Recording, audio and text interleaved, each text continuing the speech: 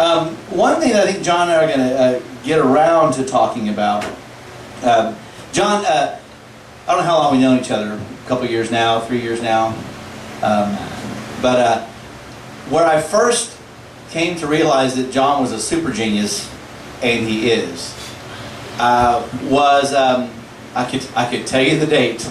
The year was 2009. The date, November 19th. I'm a part of in 2009 I was a part of the Leadership Wichita Falls class for that year, and our project, every leadership class that does a community service project, and our project was to, it evolved over the course of the 3 years that it took us to do it, included gathering stories from the 1979 tornado. Which obviously, if you know anything about Wichita Falls history, it's probably the most significant event in the city's history. And being a news guy, I was fascinated. Being a weather nerd, I was fascinated by the subject. And we were endeavoring to collect as many personal stories from that day as we could. And one of our story providers is sitting right here. Yola Craig has a story in our collection.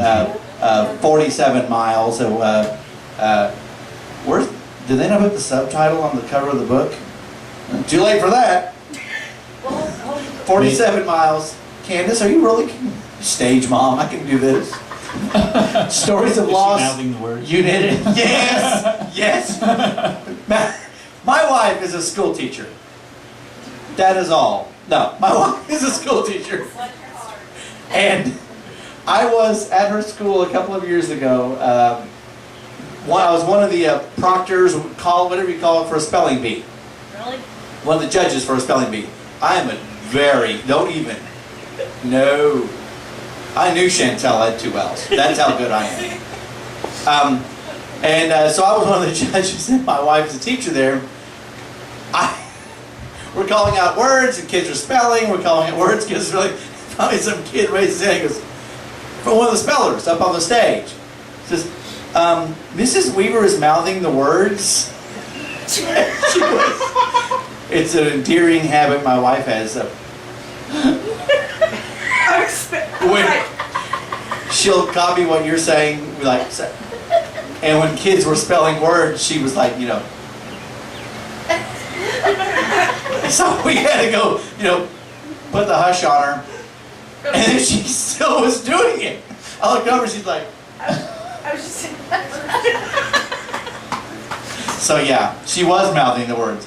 47 miles, stories of loss, unity, and rebirth from the 1979 Wichita Falls tornado. Available in fine bookstores, or just hit me up on Facebook and we'll get you taken care of. An amazing collection of stories, but in the process of collecting these stories, we had an event at the library where we invited the public to come down and be interviewed, be video taped, telling their story. And we had a few professionals give presentations. Dr. David Sabine gave a talk about the psychological impact of an event like that. Charles Harper, the former mayor and architect who was instrumental in the leadership that took place following the event, he kind of walked us through the nuts and bolts of the rebuilding. And John here walked up with the all-time PowerPoint and just, I don't know what, he had a PowerPoint that walked through the whole evolution of that storm system from before it even happened, starting several days out to a couple of days out to a day out, then it broke it down hour by hour. What possessed you? What possessed me? Obviously, I know the significance of the event, and I feel in order to be connected to this community, I have to know that event back and forth. When it happened, I was 6 years old. My family was living in Lawton, Oklahoma. Lawton was struck by a tornado, but not nearly the devastation. There's actually a tremendous, most of what I know actually comes from a website. The National Weather Service dedicated a website to the event. The Red River Valley outbreak. Tornado outbreak, yeah. I got to speak with the meteorologist that did a lot of the research. So I just connected myself to it.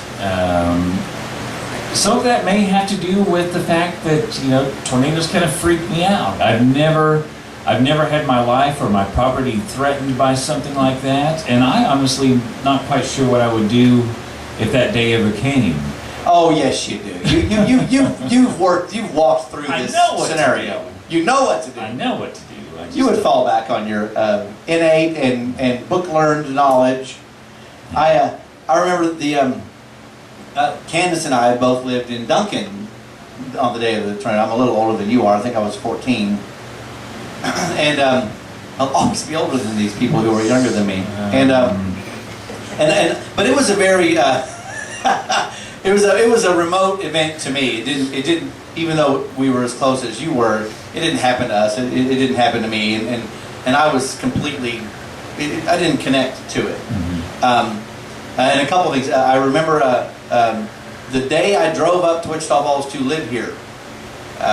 Actually, to start my job here, I was actually going to commute from Duncan. I was driving to Duncan in March of 2000. And I remember thinking, even before I moved back to Wichita Falls, having lived for the better part of 20 years where there wasn't a lot of fun weather, we were being excited, because I'm one of those people that perversely or wrongly or whatever digs that kind of weather. I remember thinking, oh man, I'm so psyched to be moving back to that part of the world. I was moving back in March, and I was like, oh, you know, back in tornado country, you know, which some people either get or you don't get that mentality. Right. Well, the day I'm driving up to Duncan, it was March 28th or so of 2000, was the day of the Fort Worth tornado. That's right. Yeah. And I was nearly hit. I missed it by minutes. Had I been 2 minutes later down the road, it crossed I-35 where I was on I-35. I was actually stuck in traffic, getting hailed on, just on the north side of where it was happening. Wow. Couldn't see anything because of all the rain, but I'm getting pounded by hail, and it was right at rush hour, and or just a hair before it. Yes. And I remember thinking,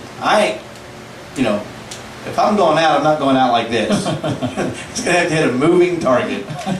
And I drove on the grass and shoulder really fast, about 80 or 90 miles an hour, until I got all the way around to the other side of the city, and it missed me, and I was fine. But then after I moved here and started working in the newspaper, if it wasn't days, it was just weeks before the significance of the 1979 tornado became evident to me.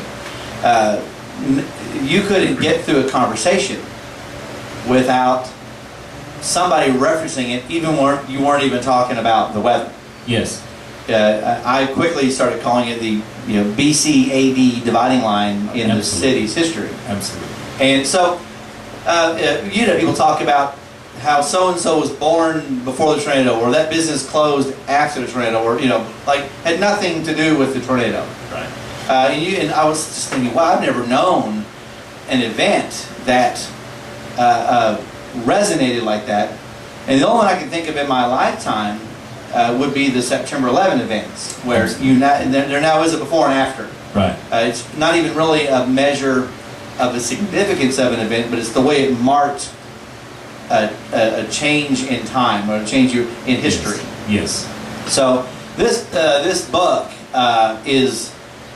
was our attempt to capture that, a comprehensive view of that feeling. Mm-hmm. And we have stories in the book that are right out of a Jerry Bruckheimer film, just unbelievable brushes with death. People that saw things that you see in wartime, and people that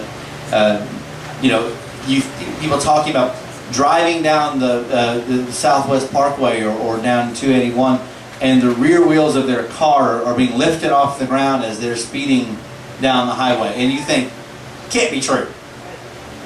There's no way, but it is true. It is.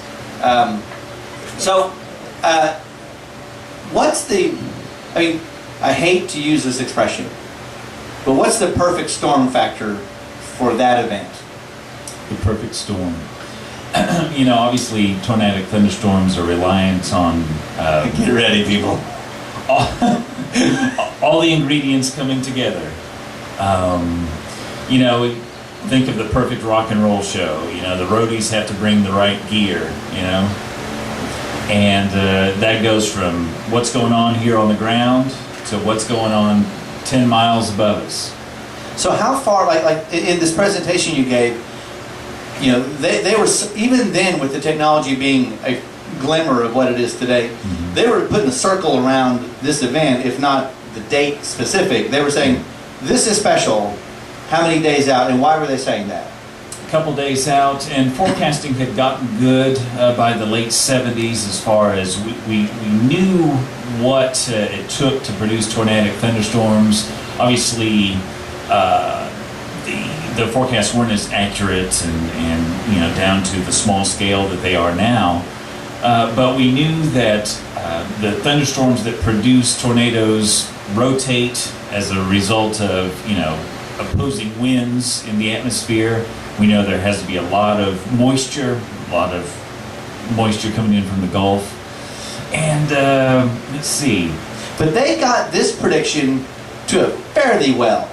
Yes, Because I remember you pointing out there were certain geographic and time-specific thresholds. Yes. Like by this time, within this area, and I remember seeing his last panel where, I mean, you just had to make you feel good, but the money shot where, bam, it hit, the instant it crossed into this threshold, it blew up at the exact time. It was spectacular. If they did that today, it would still be spectacular. Absolutely. When you look at the tornado watch box for the afternoon of April 10, 1979, it was pretty darn near perfect. It was issued, I think, 1:30 in the afternoon. It included Wichita Falls, Lawton, basically the local media viewing area, and Baylor County. And also, I want to say it included the city of Abilene. I'm not entirely sure, but it was perfect. That was the target area, and that's where it all unfolded. It was a very good forecast, and you have to think about this.